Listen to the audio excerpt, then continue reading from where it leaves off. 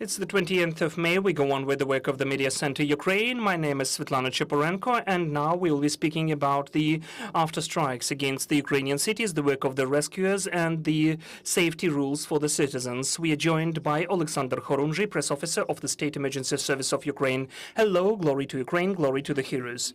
Those were the super complicated weekends, and the massive strikes are going on, but the three incredibly hard nights which Ukraine was living through since Friday till Monday, I think that all of the rescuers of the state emergency services felt that like no one else. So could you please tell how many people were involved and how much of equipment was working where the strikes were hitting? Let me tell you, during these 3 days we involved the maximum number of the rescuers during the whole history, since the beginning of the full-scale invasion of Russian Federation. During the 3 days especially, I'd like to emphasize and remark the night of Saturday to Sunday. That was one of the most massive attacks. That was the combined attack by drones and missiles. So we were involving simultaneously at all of the locations 925 rescuers and more than 200 units of diverse equipment, including the fire safety, specialized special equipment. And altogether, if we look at these 3 days, we had more than 1,300 rescuers involved in the liquidation of the consequences of these enemies' attacks. Friday to Saturday, then to Sunday, and on Monday. The rescuers had lots of work. I can tell about every stage, how it took place. For instance, when the 24th of May started, we saw the attacks against 19 settlements in 9 regions of Ukraine. As a consequence of Russian attack, 17 people were affected, 2 people died. And I'm now speaking about Friday and Saturday. And this data is not final because people can come and get help later during several days or weeks. Because every single person reacts in his or her own way. Different traumas and explosive ones, and traumas and injuries and stress and acute response to stress. The most attacked city was Kyiv city and the Kyiv region, and also Vinnytsia, Donetsk, Kharkiv, Odessa regions were affected. It's not the exhaustive list.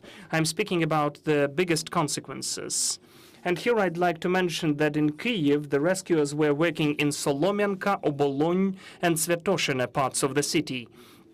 There were certain rescuers' works conducted, and the rescue of the people, unfortunately, well, 2 people died, in particular in Donetsk and Kharkiv regions. The 25th of May, that is the night of Sunday. It's a super complicated day for our rescuers. It was complicated because that was a very massive attack. During this day, we documented the shelling of 34 settlements and 12 regions of Ukraine, including Kyiv city. The most affected were the Kyiv Oblast region, Zhytomyr, Odessa, Mykolaiv, Kharkiv regions. I can list more and more. Chernihiv region, Sumy region, and simultaneously we had to work in different regions. Let me remind again, 925 rescuers were involved during this night and day to liquidate the consequences. So I think this was the biggest number of rescuers involved simultaneously to get rid of the consequences of the Russian shelling. What's here? As for the perished, 12 people died, 4 in Khmelnytsky region, 3 in Zhytomyr region, 3 children, unfortunately. The children were 8, 12, and 17 years old. The parents were taken to the hospitals. In Zhytomyr region, 10 people were affected, and the rescuers saved 8 people.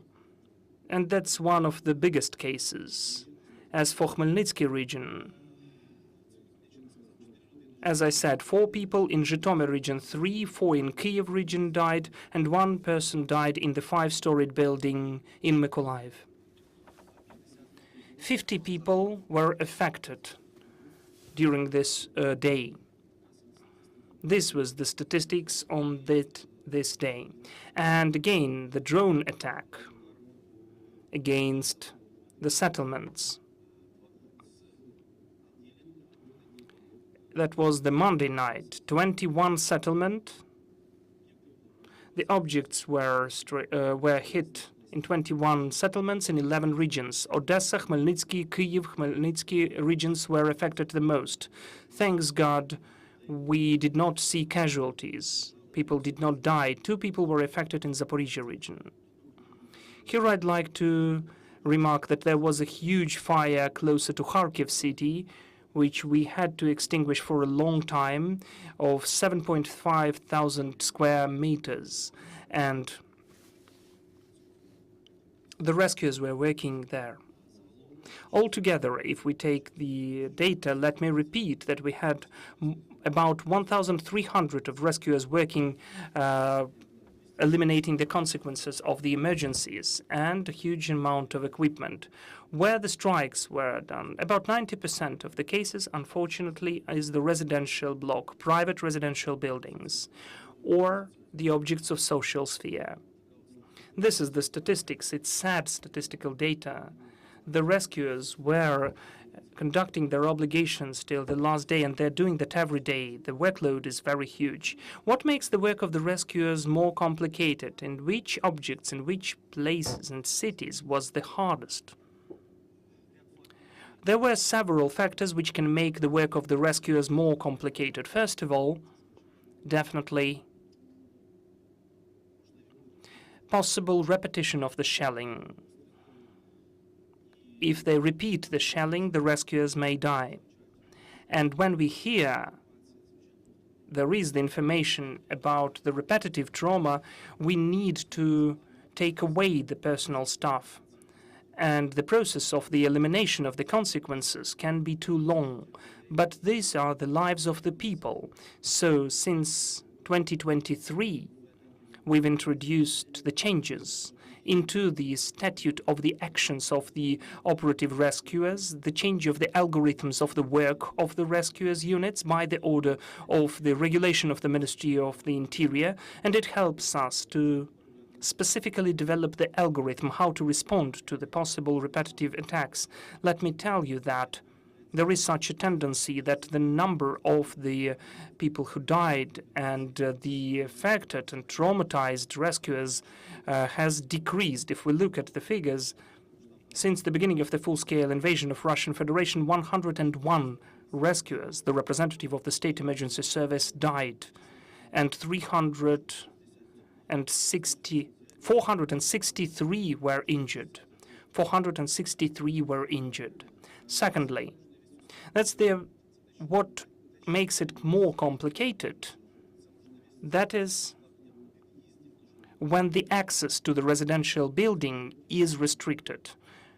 We had the cases, not this time, thanks God, but last time, and during the previous times, there were cases when the fire truck could not reach the building itself directly, the location where they need to provide help, because the residential blocks are parked with cars everywhere.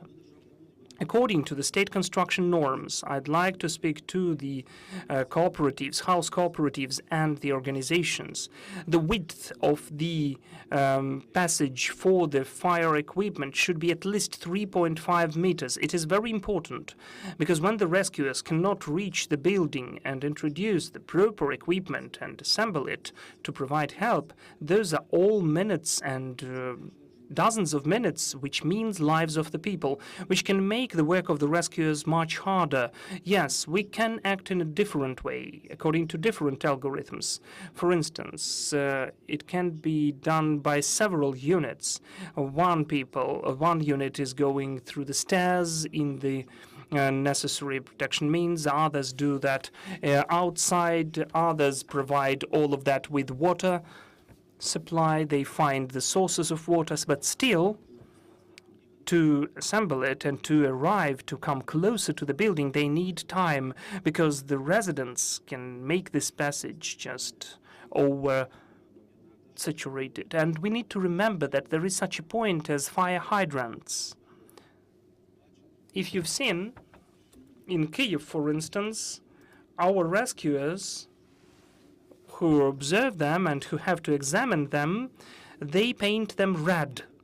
And there are the certain plaques where you can see 2 Ukrainian letters, PH, that is fire hydrant. So from the wall of the building, so the cars cannot be parked closer to fire hydrants. Because when the fire truck is coming closer, or any other equipment, they introduce the necessary equipment, they take the water, and you see the cars there, it's much harder to provide the work. So please, the residents, do not put or park your cars onto the hatches or the fire hydrants. And one more point, I'd like to drive your attention to that there are some objects where you have the certain moving gates. So the cars cannot be parked closer to such gates. The distance, which is already regulated by the norms, is at least 10 meters to the sliding gates. So those are 3 main requirements to work more or less under the convenient conditions. Then, when the enemy is using FPV drones, it's making our work even harder, especially closer to the combat areas. As you know, the drones in Russia are developing, and they can reach rather deep areas, including our fire rescuing vehicles, pyrotechnical units, and it can make our work even harder.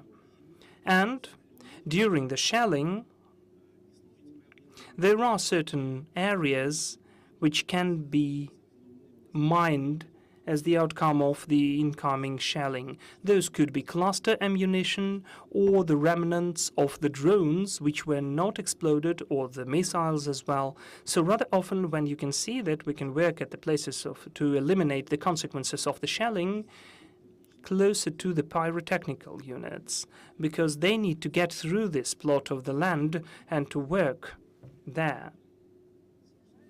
Considering what you just said, that the enemy recently is introducing additional explosive objects into the drones, or maybe some nails, some metallic objects, do you can see the change in the nature of the destroyed, the process of the destroying? But it should be answered by the rescuers who are working there, because when the rescue unit is coming there, it is hard to assess. The destruction can be total or partial. It is hard to find the trajectory of the drone and which remnant was exploded. It's more the competence of the armed forces of Ukraine and certain experts who know the drones, or they are savvy in the armaments. I'm the State Emergency Service employee, so we don't know. They are working, eliminating the consequences. Let us speak about the safety of the citizens during such shelling, especially massive ones, especially about the two-wall rule. On the pictures, we can see that there are no walls left. So does this rule still work under such massive shelling? Well, you know, my conclusion is the following. The rule of two walls is more a psychological thing. When we speak about the direct hit, let alone the missile, just a drone or a huge part of the drone is flying into the apartment, I'm not sure that the rule of two walls can definitely protect a person.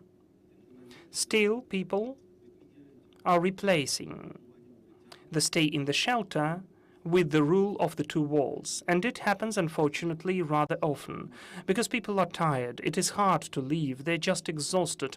And they even get used, which is the worst. They get used to the attacks. That is why, unfortunately, people stop using the shelters. I wouldn't recommend to use the rule of the two walls. I would recommend you definitely to review again in Dia app where the closest shelter is. Explain that to your children, explain to the members of your family, and work together formally speaking, on the mechanism under which circumstances we are getting down. You should look into your alert bags. What's it filled with? What you need to take there and to add there. I do remind you that there should be main documents of yours, the papers, the food for the long term and of long-term preservation. There should be certain medicines there, maybe the water, so that the person could be provided for several days.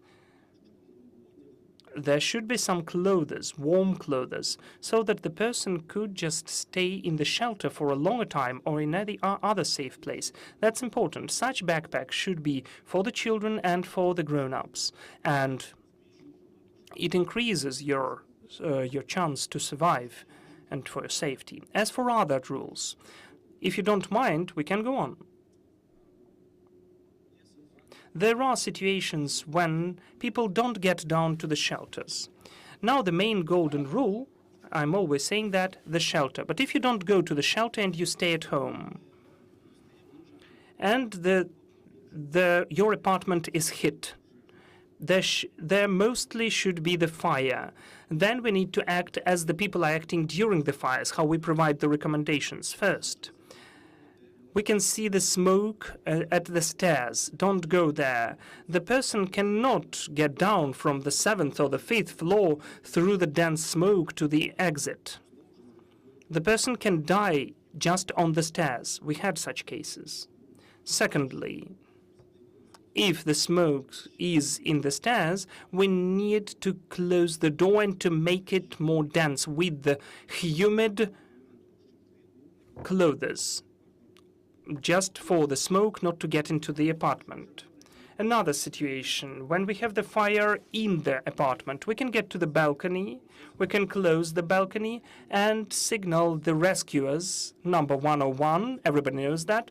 You can signal the rescuers about the danger. And you can use anything. You should shout or speak louder, use some bright rags or fabrics to attract the attention of the rescuers so that they could come to you and provide some help. What increases your chance of survival when it is smoky? When you are closer to the floor. There is such a layer. In fact, it is about 10-15 centimeters from the floor. When it is safer to breathe the air, then higher there, because the smoke is getting to the higher layers of the room, and that's how it is filling the apartment. When we are lower, when we crawl, for instance, it would be much safer. And definitely, you should make the rags and fabrics wet and protect your nose and mouth so that you could breathe through them. When we call 101, it's important to announce where the fire is taking place, the address, whether there are people affected, whether there are certain other factors which can influence your security. Definitely, we will process those notifications and messages. The average time of the arrival of the rescues unit is about 8 to 10 minutes. I think that during this period of time, the person can get help and assistance. Then, the balcony, and if not the balcony, the stair. The stairs without the smoke, you can just leave through the stairs. Of course, you can take the humid rag, and you can help the children, you can help the people with disabilities, you can help the elderly to evacuate from the premises. Those are the main recommendations during the fire. Thank you. Dear colleagues, do you have any questions to our speaker? You can pose them now, if there are any. Yes, please. You will need the interpretation, I guess. Do you have a headset? The question will be in English. Yes, just a moment. So your question, please. Okay, Susumi Kojima from NHK, Japanese public broadcaster. Thank you for this opportunity. I'm just wondering if there's anything you are preparing for possible massive attacks in the future. Is there anything you are doing, like increasing the number of people, telling people to evacuate to the shelters, or is there anything you are doing at this moment? Thank you.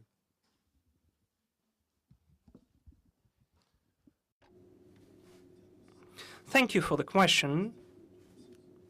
We are doing something all the time on a permanent basis. The State Emergency Service is actively developing. We've increased the number of the training bases and ranges to respond to the massive shelling as well. Not only for that, but still, as the practice shows, such attack, which was during Saturday and Sunday, the rescuers coped with the task. We do not exclude that the attacks can be even more massive. We have the plans of interaction between the units, the response plans as well, looking at the massive attacks. And I'd like to mention that every day we have approximately 7,200 new rescuers starting the shift and more than 2,200 of units of equipment.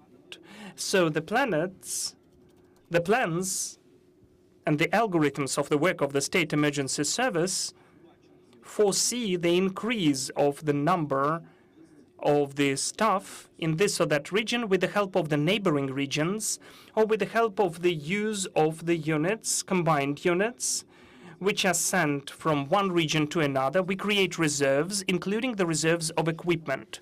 So, of course, we are constantly getting ready to massive shellings. This is one of the top priority tasks of the State Emergency Service, to train ourselves, to respond, and what's also important, to interact with the local authorities, with the regional military administrations, the central authorities, including the police, including the military formations, because all of that is the success factor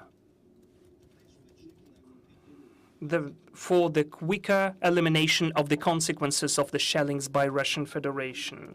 Yes, we are getting ready, and yes, we are ready. Are there any other questions left? Then thank you so much, Oleksandr. Let me remind you that we were talking about the consequences of the latest massive enemy's attacks against Ukrainian cities and the work of the rescuers during them. The Media Center Ukraine will go on with its work tomorrow. Please follow our announcements, and thank you for staying with us.